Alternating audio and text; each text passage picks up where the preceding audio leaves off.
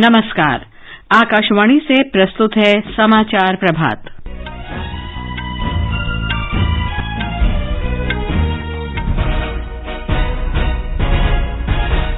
भारत और संयुक्त अरब अमारात ने व्यापक आर्थिक भागीदारी समझौते पर हस्ताक्षर किए। दोनों देश अगले 5 वर्ष में आपसी व्यापार बढ़ाकर $100 अरब तक पहुंचाएंगे। प्रधानमंत्री नरेंद्र मोदी ने कहा, भारत और संयुक्त अरब अमारात आतंकवाद के खिलाफ संघर्ष में एकजुट। प्रधानमंत्री आज इंदौर में जैव सीएनजी संयंत्र का उद्घाटन करेंगे। कोविड के खिलाफ संघर्ष में एक नई उपलब्धि, देश में 80% वयस्क आबादी को दोनों टीके लगाए गए। उत्तर प्रदेश विधानसभा चुनाव के तीसरे और पंजाब में एक ही चरण के लिए कल वोट डाले जाएंगे।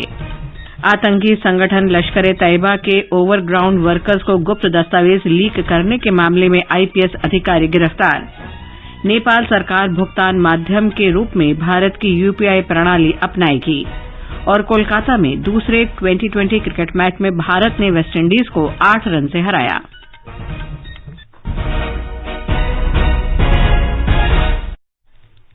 समाचार प्रभात में अलका सिंह के साथ मैं लवलीन निगम। कोरोना वायरस के नए स्वरूप ओमिक्रॉन को देखते हुए आपसे अपील है कि सतर्क रहें और पूर्ण टीकाकरण कराएं। 15 से 18 वर्ष के किशोरों और अन्य लोगों के टीकाकरण में भी मदद करें। सुरक्षित रहने के लिए कृपया 3 सरल उपायों का पालन अवश्य करें। मास्क पहनें, 2 गज की सुरक्षित दूरी बनाए रखें, हाथ और चेहरा साफ रखें। कोविड से संबंधित किसी भी जानकारी और मार्गदर्शन के लिए राष्ट्रीय हेल्पलाइन नंबर 011-2397-8046 और 1075 पर संपर्क करें। अब समाचार विस्तार से। प्रधानमंत्री नरेंद्र मोदी और संयुक्त अरब अमारात के युवराज शेख मोहम्मद बिन जायद अल नहयान ने कल एक वर्चुअल बैठक में सभी क्षेत्रों में आपसी संबंधों में निरंतर हो रही प्रगति पर संतोष व्यक्त किया। दोनों नेताओं ने संयुक्त वक्तव्य भी जारी किया, जिसमें दोनों देशों के बीच आगे की साझेदारी की रूपरेखा निर्धारित की गई और दोनों देशों के लिए महत्वपूर्ण क्षेत्रों तथा संभावित परिणामों को चिन्हित किया गया।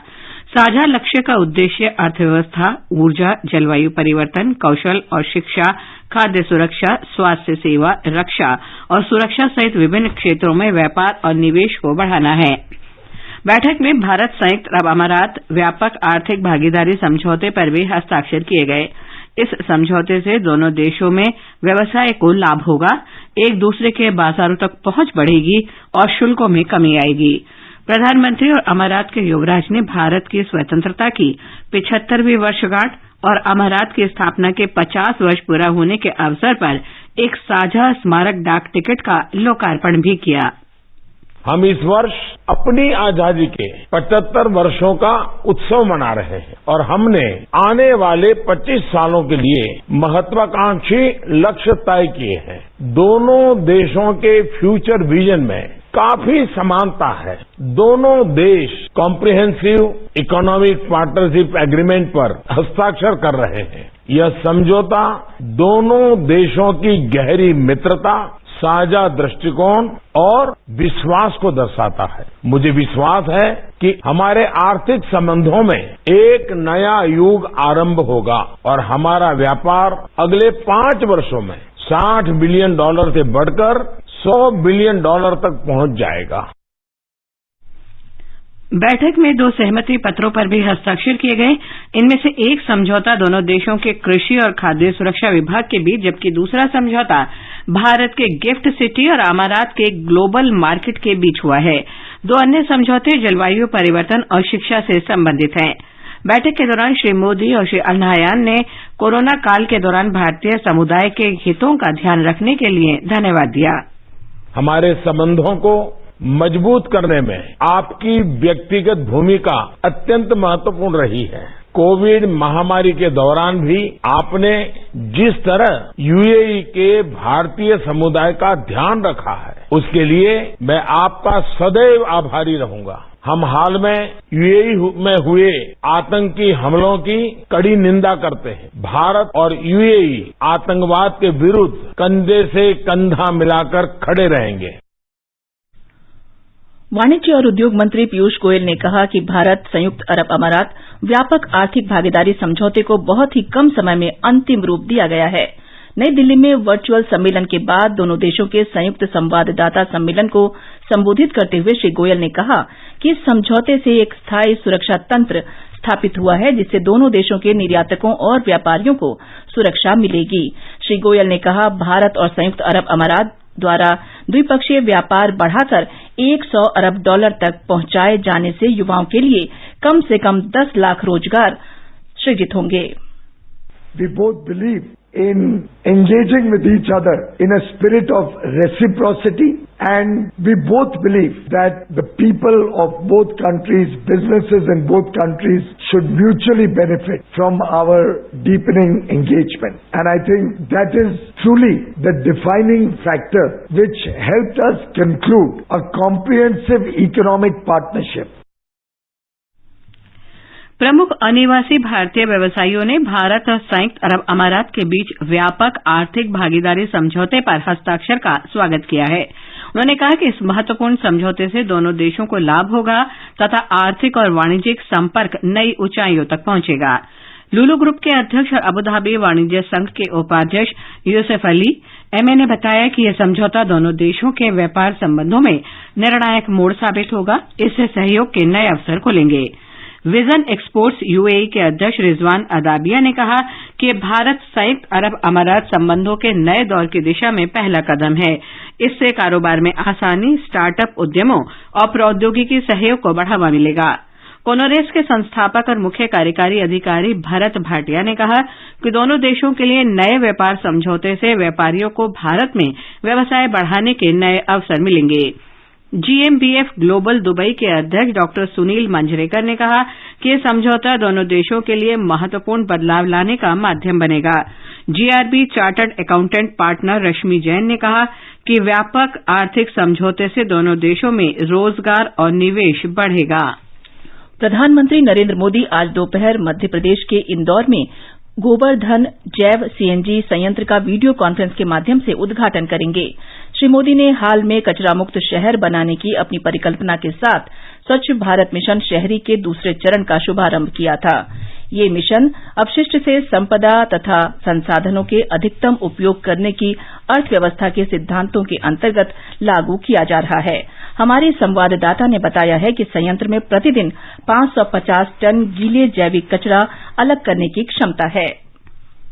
पब्लिक प्राइवेट पार्टनरशिप मोड पर बनाए गए इस प्लांट से इंदौर नगर निगम को सालाना 2.5 करोड़ का राजस्व मिलेगा। देवगुरड़िया क्षेत्र में 15 एकड़ के ट्रेंचिंग ग्राउंड में 150 करोड़ रुपए के निवेश से प्लांट लगाया गया है। इस संयंत्र से उत्पादित बायो सीएनजी में से 50% गैस सार्वजनिक परिवहन बसों के उपयोग के लिए नगर निगम इंदौर को उपलब्ध होगी। शेष 50% गैस विभिन्न उद्योगों के लिए दी जा सकती है। कार्यक्रम के दौरान मुख्यमंत्री शिवराज सिंह चौहान सहित अन्य गणमान्य व्यक्ति भी मौजूद रहेंगे। इस कार्यक्रम में देश के करीब 20 राज्यों के स्वच्छ भारत मिशन के मिशन निदेशक भी शामिल होंगे। पूजा पी वर्धन, आकाशवाणी समाचार, भोपाल। रेल मंत्री अश्विनी वैष्णव ने कहा है कि महाराष्ट्र में ठाणे रेलवे स्टेशन को विश्व स्तरीय स्टेशन के रूप में पुनर्विकसित किया जाएगा। उन्होंने कल ठाणे में नए रेल मार्गों के उद्घाटन कार्यक्रम में कहा कि ठाणे स्टेशन को विकसित करते समय इसके धरोहर स्तर को बनाए रखा जाएगा। श्री वैष्णव ने कहा कि मुंबई में लोकल रेलगाड़ियों का किराया कम करने का प्रस्ताव काफी विचार विमर्श के बाद रेलवे बोर्ड के पास भेजा गया है और बोर्ड इस बारे में जल्द ही फैसला लेगा। रेल मंत्री ने बताया कि एरोली और कलवा के बीच नई रेल लाइनें बिछाए जाने के कारण प्रभावित परिवारों के पुनर्वास के लिए राज्य सरकार के साथ एक नई योजना तैयार की गई है। देश में कोविड टीकाकरण लगभग 175 करोड़ के आंकड़े तक पहुंच गया है। स्वास्थ्य मंत्रालय ने बताया कि कल 32 लाख से अधिक टीके शाम 7 बजे तक लगाए गए। 15 से 18 वर्ष आयु वर्ग में 5 करोड़ 34 लाख से अधिक टीके पहली डोज के रूप में और 2 करोड़ 6 लाख से अधिक दूसरी डोज के रूप में लगाए गए हैं। स्वास्थ्य मंत्रालय ने बताया कि 80% वयस्क जनसंख्या का पूर्ण टीकाकरण किया जा चुका है। अब तक 1 करोड़ 86 लाख से अधिक एहतियाती डोज लगाए गए हैं। स्वास्थ्य मंत्री डॉक्टर मनसुख मांडविया ने कहा है कि देश ने पात्र वयस्क जनसंख्या के 80% लोगों को कोविड रोधी दोनों टीके लगाकर ऐतिहासिक उपलब्धि हासिल की है। उन्होंने कहा कि प्रधानमंत्री नरेंद्र मोदी के नेतृत्व में सबका प्रयास के सिद्धांत के साथ भारत 100% टीकाकरण लक्ष्य हासिल करने की दिशा में तेजी से आगे बढ़ रहा है ओमिक्रॉन वेरिएंट से उत्पन्न कोविड महामारी की तीसरी लहर में आई कमी के बीच यह उपलब्धि हासिल हुई है। केंद्र सरकार राज्यों और केंद्र शासित प्रदेशों को लागू प्रतिबंध हटाए जाने की पहले ही सलाह दे चुकी है, क्योंकि देश भर में कोविड स्थिति में काफी सुधार है। आगे बढ़ने से पहले एक नजर मुख्य समाचारों पर। भारत और संयुक्त अरब अमारात ने व्यापक आर्थिक भागीदारी समझौते पर हस्ताक्षर किए। दोनों देश अगले 5 वर्ष में आपसी व्यापार बढ़ाकर $100 अरब तक पहुंचाएंगे। प्रधानमंत्री नरेंद्र मोदी ने कहा, भारत और संयुक्त अरब अमारात आतंकवाद के खिलाफ संघर्ष में एकजुट। प्रधानमंत्री आज इंदौर में जैव सीएनजी संयंत्र का उद्घाटन करेंगे। कोविड के खिलाफ संघर्ष में एक नई उपलब्धि, देश में 80% वयस्क आबादी को दोनों टीके लगाए गए। उत्तर प्रदेश विधानसभा चुनाव के तीसरे और पंजाब में एक ही चरण के लिए कल वोट डाले जाएंगे। आतंकी संगठन लश्कर ए तैयबा के ओवरग्राउंड वर्कर्स को गुप्त दस्तावेज लीक करने के मामले में आईपीएस अधिकारी गिरफ्तार। नेपाल सरकार भुगतान माध्यम के रूप में भारत की यूपीआई प्रणाली अपनाएगी और कोलकाता में दूसरे 2020 क्रिकेट मैच में भारत ने वेस्टइंडीज को 8 रन से हराया। उत्तर प्रदेश के तीसरे चरण और पंजाब में एक ही चरण में होने वाले विधानसभा चुनाव का प्रचार कल समाप्त हो गया। उत्तर प्रदेश में 16 जिलों के 59 विधानसभा क्षेत्रों में और पंजाब की सभी 117 विधानसभा सीटों पर कल मतदान होगा। उत्तर प्रदेश के अगले चरणों और मणिपुर में 2 चरणों में होने वाले मतदान के लिए प्रचार अभियान तेज हो गया है। निर्वाचन आयोग उत्तर प्रदेश में विधानसभा चुनाव के तीसरे चरण के मतदान की सभी आवश्यक तैयारियां कर रहा है। हमारे संवाददाता ने बताया है कि राज्य में स्वतंत्र और निष्पक्ष मतदान के लिए आवश्यक प्रबंध किए जा रहे हैं। तीसरे चरण के चुनाव में समाजवादी पार्टी और भारतीय जनता पार्टी के बीच कांटे की टक्कर नजर आ रही है। इस चरण में मध्य यूपी और बुंदेलखंड के 16 जिलों की 59 विधानसभा सीटों पर वोट डाले जाएंगे। कई दिग्गजों की किस्मत का फैसला इस चरण में होना है। सबकी निगाहें मैनपुरी जिले की करहल सीट पर हैं, जहां से समाजवादी पार्टी के मुखिया अखिलेश यादव पहली बार विधानसभा चुनाव में उतरे हैं। केंद्रीय मंत्री एसपी सिंह बघेल उन्हें इस सीट पर भाजपा उम्मीदवार के तौर पर चुनौती दे रहे हैं। करहल मैनपुरी लोकसभा सीट का हिस्सा है, जिसकी नुमाइंदगी लोकसभा में फिलहाल मुलायम सिंह यादव करते हैं। कई अन्य प्रमुख उम्मीदवार भी इस चरण में अपनी किस्मत आजमा रहे हैं, जिनमें योगी सरकार के मंत्री राम नरेश अग्निहोत्री और सतीश महाना शामिल हैं। इसके साथ ही इटावा जिले की जसवंत नगर सीट पर समाजवादी पार्टी उम्मीदवार के तौर पर अखिलेश यादव के चाचा शिवपाल सिंह यादव मैदान में हैं। सुशील चंद्र तिवारी, आकाशवाणी समाचार, लखनऊ। पंजाब में विधानसभा चुनाव के लिए कल वोट डाले जाएंगे। सभी 117 सीटों के लिए एक ही चरण में मतदान होगा। पंजाब सरकार ने कल मतदान के लिए अवकाश घोषित किया है।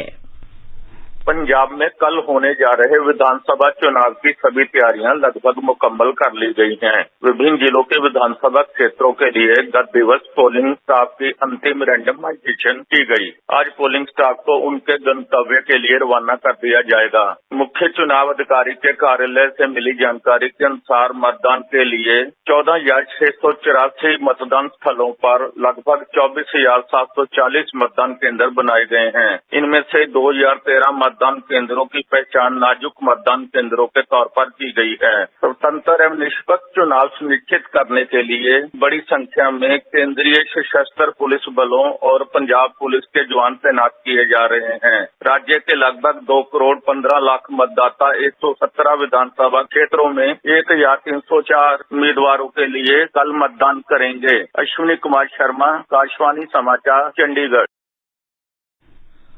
पंजाब में मतदान को लेकर कड़े सुरक्षा प्रबंध किए गए हैं। आकाशवाणी से विशेष बातचीत में मुख्य निर्वाचन अधिकारी एस करुणा राजू ने मतदान की तैयारियों के बारे में बताया।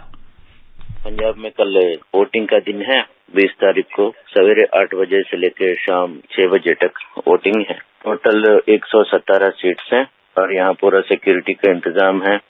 टोटल हमारे पास 24,689 booths plus 51 auxiliary booth setup किया गया है और कोविड इंतजामात पूरा किया गया है। कोविड नजटन पूरा इंतजामात हैं। Election commission of India Punjab को काफी सीएपीएफ कंपनियां दे चुके हैं। सुरक्षा के लिए बहुत ज्यादा फोर्सेस मिली हुए हैं। बहुत अच्छे इंतजामात हैं। भारतीय जनता पार्टी और कांग्रेस के प्रमुख प्रचारक मणिपुर में पार्टी उम्मीदवारों के पक्ष में चुनाव प्रचार के लिए इम्फाल पहुंच रहे हैं। केंद्रीय सड़क परिवहन और राजमार्ग मंत्री और भाजपा नेता नितिन गडकरी सोमवार को इम्फाल पहुंचेंगे। वे उखरूल और तेंगन उपल में चुनावी रैलियों को संबोधित करेंगे। इन दोनों पर्वतीय जिलों में दूसरे चरण में 5 मार्च को मतदान होना है।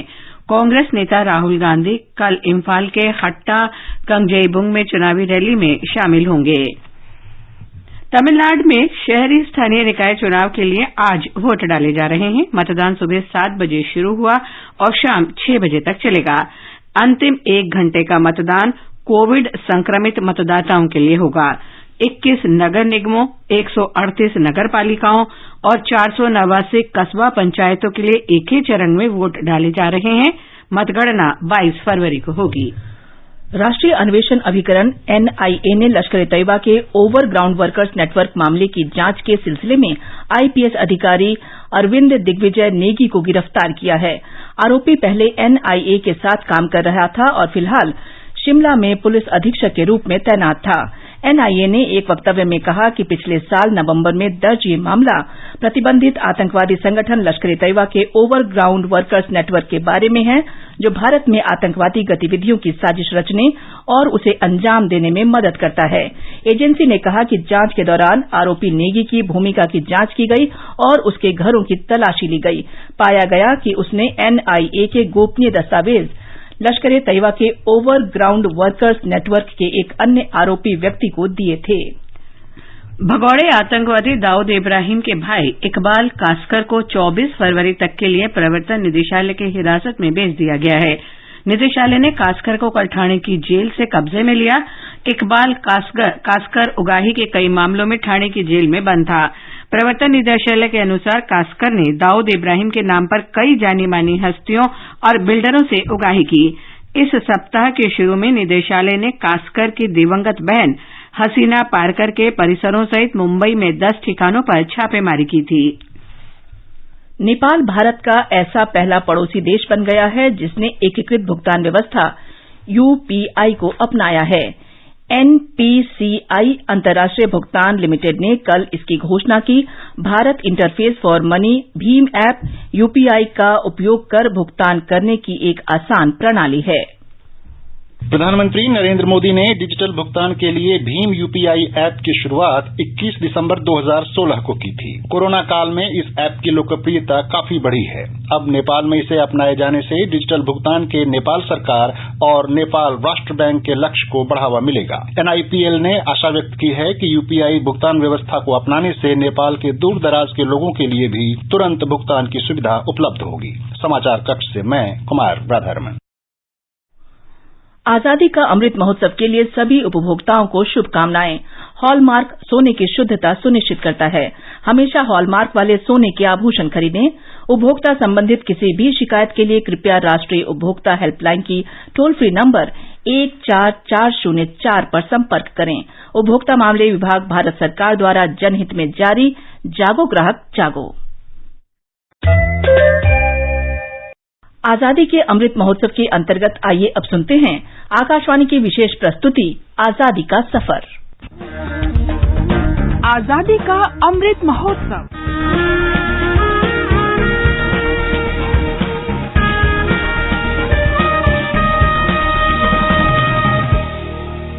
आजादी का सफर आकाशवाणी के साथ। भारत का गौरवशाली स्वतंत्रता संग्राम आधुनिक विश्व के अब तक के सबसे बड़े संघर्षों में से एक है। आकाशवाणी समाचार आपके लिए प्रतिदिन लेकर आता है इस संघर्ष की एक झलक।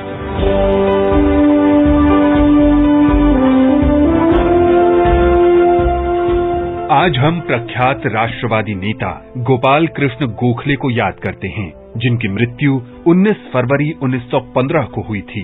9 मई 1866 को महाराष्ट्र में जन्मे गोखले ने 1884 में एल्फिंस्टन कॉलेज से स्नातक की उपाधि प्राप्त की।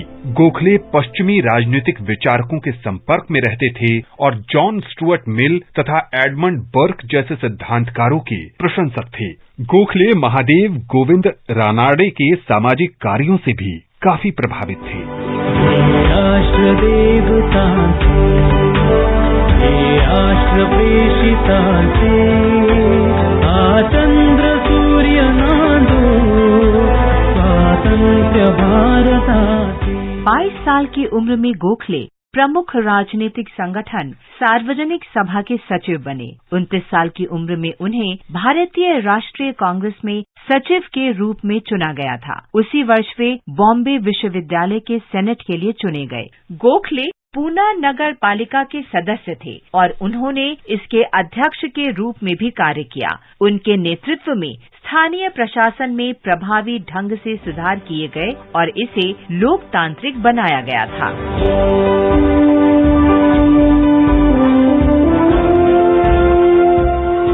1899 में वे बॉम्बे लेजिस्लेटिव काउंसिल के लिए चुने गए और 1902 में वे इंपीरियल लेजिस्लेटिव काउंसिल में निर्वाचित हुए। इंपीरियल लेजिस्लेटिव काउंसिल में अपने कार्य में निपुणता के कारण वे सबसे प्रतिष्ठित सदस्य माने जाते थे। वर्ष 1905 में गोखले अपने राजनीतिक जीवन के शीर्ष पर थे। वो भारतीय राष्ट्रीय कांग्रेस के अध्यक्ष चुने गए और उन्होंने सर्वेंट्स ऑफ इंडिया सोसाइटी की स्थापना की, जो राष्ट्र की उन्नति के लिए समर्पित एक राष्ट्रवादी संस्था थी। ब्रिटिश सरकार के समक्ष भारत की मांगों को रखने के लिए कांग्रेस ने उन्हें विशेष मिशन पर इंग्लैंड भेजा था।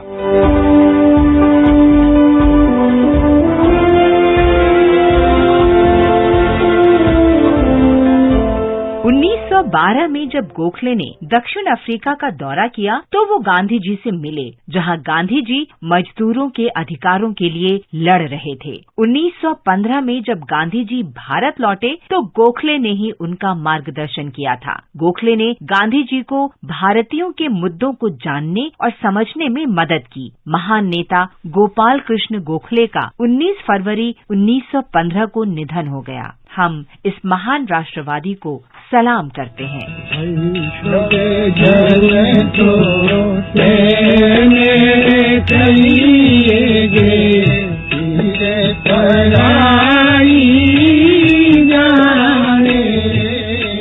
हम गांधीवादी विचारक और कार्यकर्ता धर्मपाल को भी याद करते हैं, जिनका जन्म 19 फरवरी 1922 को मुजफ्फरनगर में हुआ था। धर्मपाल बचपन से ही महात्मा गांधी से बेहद प्रभावित थे। 1940 में गांधी जी के व्यक्तिगत सत्याग्रह के आह्वान पर वे स्वतंत्रता संग्राम में शामिल हो गए। 1942 में उन्होंने स्नातक की पढ़ाई छोड़ दी और भारत छोड़ो आंदोलन में सक्रिय रूप से शामिल हुए। उन्होंने गांधी जी की शिष्या मीराबेन के साथ भी काम किया।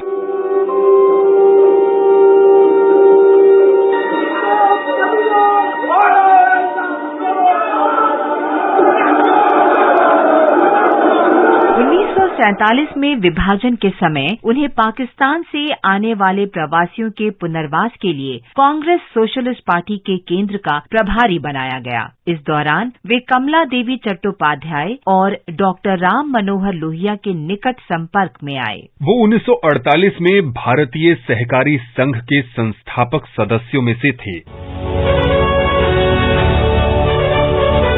1966 से धर्मपाल ने ब्रिटिश द्वीपों में फैले भारतीय अभिलेखागारों की खोज के लिए खुद को समर्पित कर दिया। उन्होंने पूर्व ब्रिटिश भारतीय समाज की प्रकृति और कार्य प्रणाली पर कई पुस्तकें प्रकाशित की। उनके कुछ मौलिक कार्यों में civil disobedience and Indian tradition, the beautiful tree, indigenous Indian education in the 18th century शामिल है। उनके शोध ने भारतीय सांस्कृतिक, वैज्ञानिक और तकनीकी उपलब्धियों की समझ में नव ऊर्जा का संचार किया। उनके लेखन का संग्रह भारत सरकार के प्रकाशन विभाग ने प्रकाशित भी किया है। धर्मपाल गांधी जी के वर्धा सेवाग्राम आश्रम से जुड़े थे। इसे उन्होंने अपना मुख्य निवास स्थान बना लिया था। 24 अक्टूबर 2006 को यहीं उन्होंने अंतिम सांस ली। इस महान आत्मा को आकाशवाणी की श्रद्धांजलि। इसके साथ ही आजादी का सफर आकाशवाणी समाचार के संग श्रृंखला का ये अंक समाप्त हुआ। मिलते हैं कल अगली कड़ी में।